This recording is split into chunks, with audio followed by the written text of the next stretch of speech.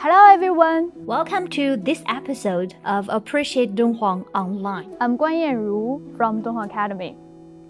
In 848 AD, Zhang Yichao overthrew Toba's rule of Dunhuang, and then successfully recovered Hexi and other prefectures and counties. The Tang central government appointed Zhang Yichao as the military commissioner of Hexi Malaysia Army. From then on, Dunhuang entered the late Tang Dynasty period, also known as Zhang's Malaysia Army era. So today, we're going to explore one of the outstanding caves of the late Tang Dynasty. During their reign in Dunhuang, the family Zhang advocated the construction of caves in Mogao grottos, and the wealthy families in Dunhuang naturally followed suit. The family Zhai was one of them. According to the records from Zhai's family still, the family Zhai had built caves in Mogao grottos since the Northern Zhou dynasty. Cave 85 is the most representative one. On both sides of the corridor of Cave 85, you can see images of general Buddhist leader Zhai Farong and Zhai's family members as the donor of this cave. The main chamber of the cave consists of a huge truncated pyramidal ceiling and a horseshoe-shaped Buddhist altar in the center. This is a very popular Buddhist central altar hall cave in the late Tang Dynasty.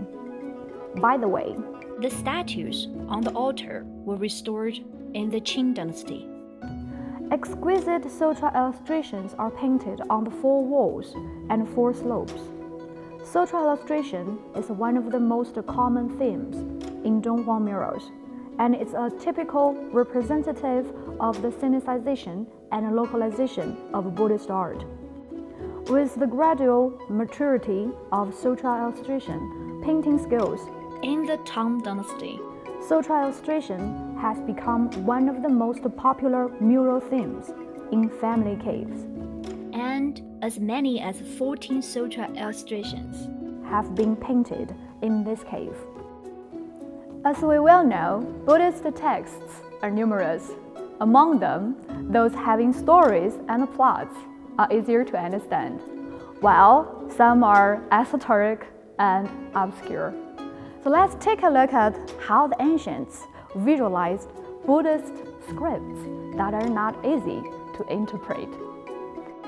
Lankavatara Sutra appeared relatively late in history, which explains the profound meaning of Mahayana Buddhism through profound Buddhist philosophy. It's one of the most popular texts of the Chan sect of Chinese Buddhism. However, in Lankavatara Sutra, illustrations on the top of this cave, the painter expresses Buddhist teachings through vivid story images. For example, in this picture, the butcher's shop is full of fresh meat for sale. A butcher is cutting meat on the table, and a dog is lying under the chopping board, while another dog not far away is staring up at the meat that is about to fall off the table with a salivating look.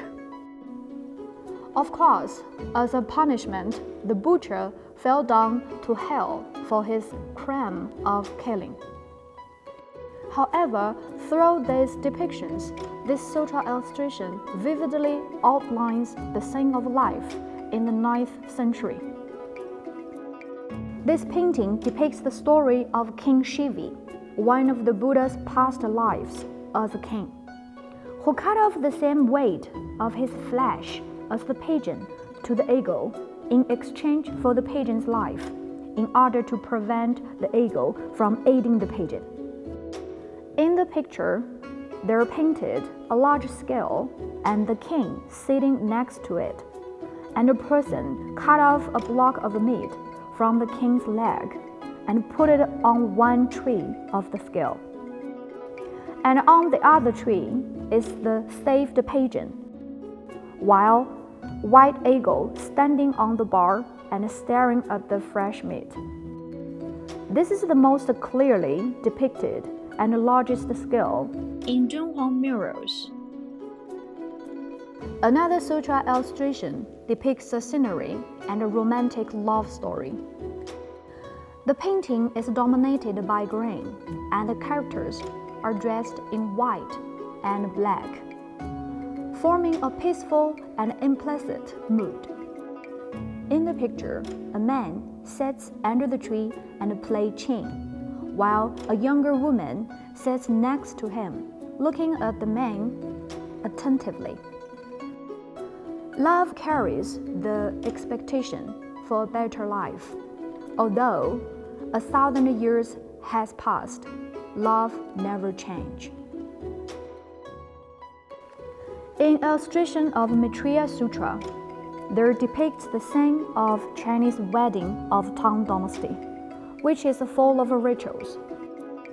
On the right of the picture, the bride and the groom stand on the carpet, accompanied by their families, welcoming the guests. On the left, the groom's procession is riding horses to pick up the bride. Interestingly, there is a man holding a torch. This should express the custom of picking up the bride at dusk in ancient traditional Chinese weddings. Wedding in Chinese is a homophone of dusk, which means holding the wedding at dusk. Ancient Chinese believed that holding a wedding in the twilight, when day and night alternate, means yang, the positive energy, goes, and yin, the negative energy, comes. This is the only example of the groom's procession holding a torch, pictured in Dunhuang murals, which provides a valuable icon material for us to understand the wedding customs in Dunhuang in 9th century. Art comes from life. Buddhist art is no exception. Artists lived in Dunhuang 1,000 years ago painted scenes of real life in murals. In early Dunhuang murals, the depictions of real life are rare because of influence from Indian Buddhist art. But with emergence of sutra illustrations created by Chinese, colorful secular life such as farming, hunting, fasting, war, portrait making, buildings, and vehicles have flooded into the grottos, bringing the synthesization and localization of grotto art to its heyday. Well, this is all for Cave 85. Thank you for watching. Stay tuned. See you next time.